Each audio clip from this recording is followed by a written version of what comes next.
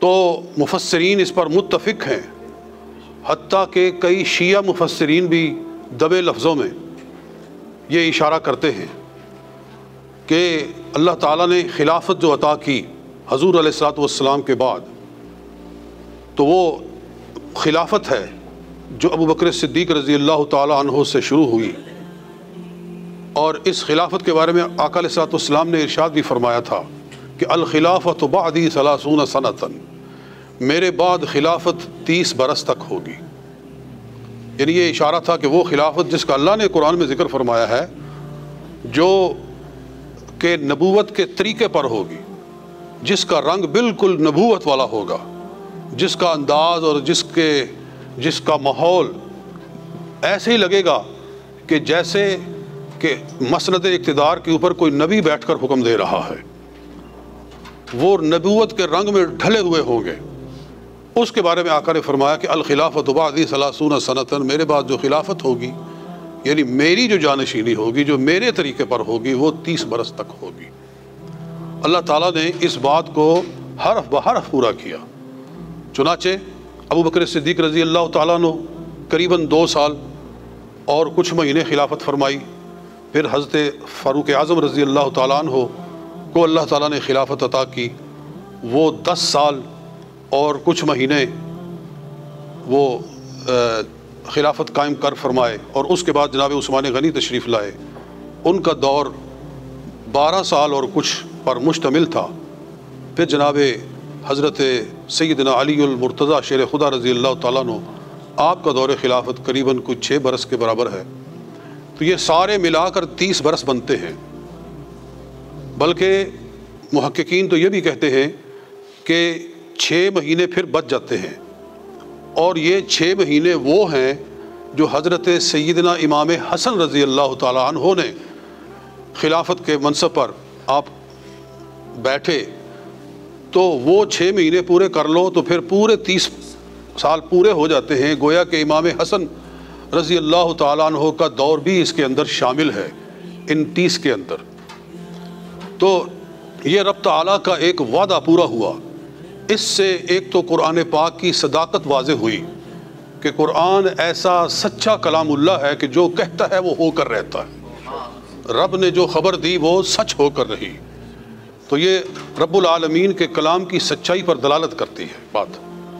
اور یہ بھی پتہ چلا کہ یہ وہ لوگ ہیں، ابو بکر صدیق رضی اللہ تعالیٰ عنہ سے لے کر حضرت امام حسن مجتبیٰ رضی اللہ تعالیٰ عنہ تک،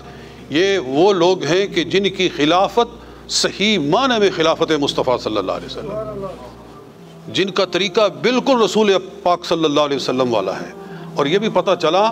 کہ ان خلفاء کی خلافت سے انکار کرنا حقیقت میں قرآن پاک کی اس آیہ مبارکہ سے انکار کرنا ہے کہ جب رب فرما رہا ہے کہ خدا ان کو خلافت عطا کرے گا، لَيَسْتَخْلِفَنَّهُمْ فِي الْأَرْضِ، اللہ تعالیٰ نے وعدہ کیا، وعد اللہ الذین آمنوا، اللہ نے وعدہ فرمایا مومنوں سے کہ لَيَسْتَخْلِفَنَّهُمْ فِي الْأَرْضِ، کہ ان کو خدا تعالیٰ زمین میں خلافت عطا فرمائے گا۔ تو پھر جن کو رب تعالیٰ نے خلافت عطا فرمائی، ان کی خلافت کو پھر قبول کرنا چاہیے، اس پر ایمان لانا چاہیے، اس لیے کہ ان کو اللہ رب العزت نے خلافت عطا فرمائی، اللہ نے اپنا وعدہ پورا فرمایا ہے۔ تو حضرت ابو بکر صدیق رضی اللہ تعالیٰ عنہ پہلے خلیفہ ہیں،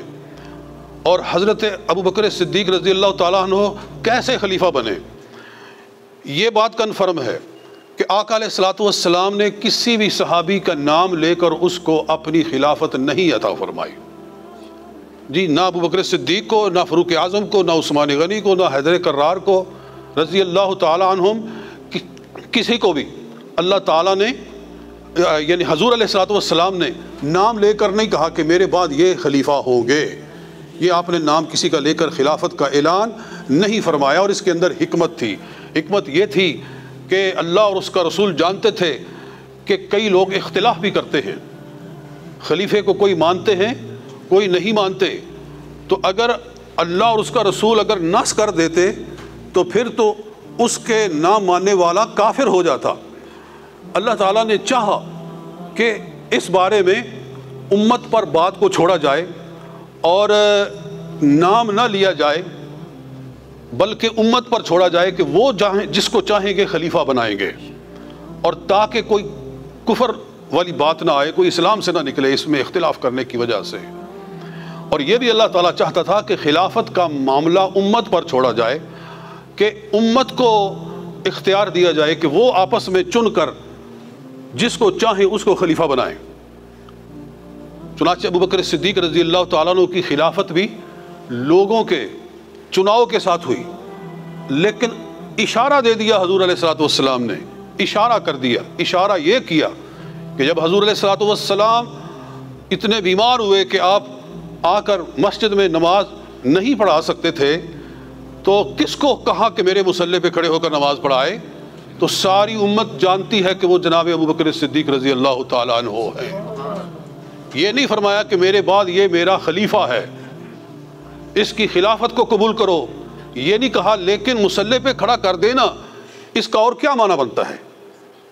اپنے مصلی پہ جس کو کھڑا کر کے آپ امام بنا رہے ہیں امت کا، تو پھر وہی خلیفہ ہونا چاہیے۔ چنانچہ کیا ہوا کہ جب حضور علیہ الصلوۃ والسلام نے پردہ فرمایا تو فوری طور پر، ابھی حضور علیہ الصلوۃ والسلام کا جو ہے تجہیز و تکفین نہیں ہوئی، ابھی حضور علیہ الصلوۃ والسلام کے لیے اس طرح نماز جنازہ نہیں پڑھی گئی جیسے کہ آپ کے لیے پڑھی گئی تھی، کہ ایک گھر کے اندر کچھ انصار اکٹھے ہوئے، مدینہ کے لوگ انصار، اور وہ کہنے لگے کہ ہم اسلام میں داخل ہوئے تو اسلام قائم ہوا، اسلام مضبوط ہوا، لہٰذا ہمارا بھی خلافت میں حق ہونا چاہیے، ایک امیر ہمارا ہونا چاہیے، ایک مہاجرین کا ہونا چاہیے، 2 امیر بنا لو۔ یہ کسی نے کہا تو حضرت ابوبکر صدیق کو پتہ چلا، حضرت عمر فاروق کو پتہ چلا، تو یہ لوگ دوڑ کر وہاں گئے، اس گھر میں گئے، اس کا نام تھا سقیفہ بنو ساعدہ،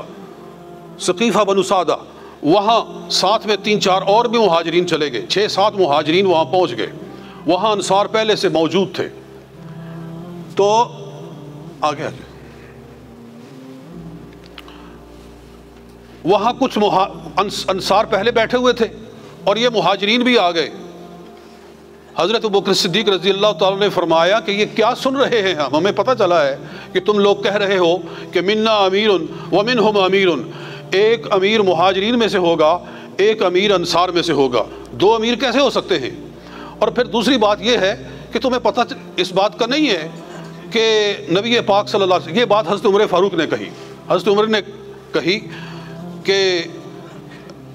تمہیں یہ بھی نہیں معلوم ہے کہ حضور علیہ الصلوۃ والسلام ایک شخص کو مصلی پر کھڑا کر کے گئے ہیں،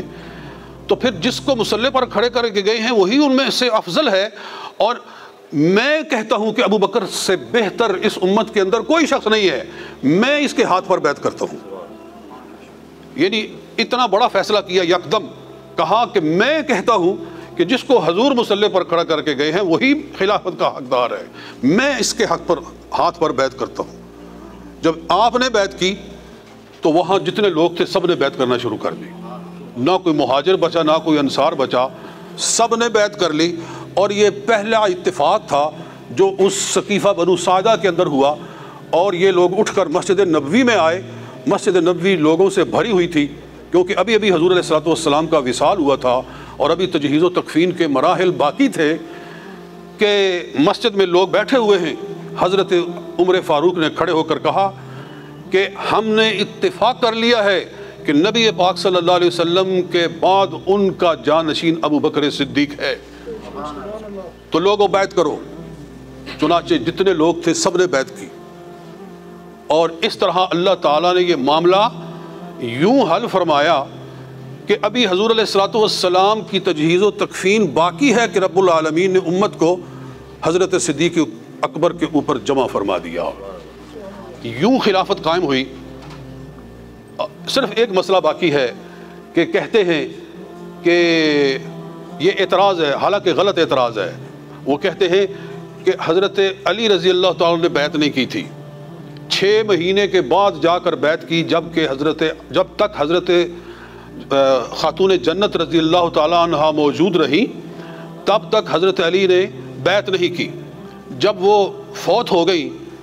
تو اب لوگوں کی توجہ ان کی طرف سے کم ہو گئی، تو انہوں نے آ کر بیعت کر لی، حالانکہ یہ بالکل جھوٹ ہے، یہ غلط ہے۔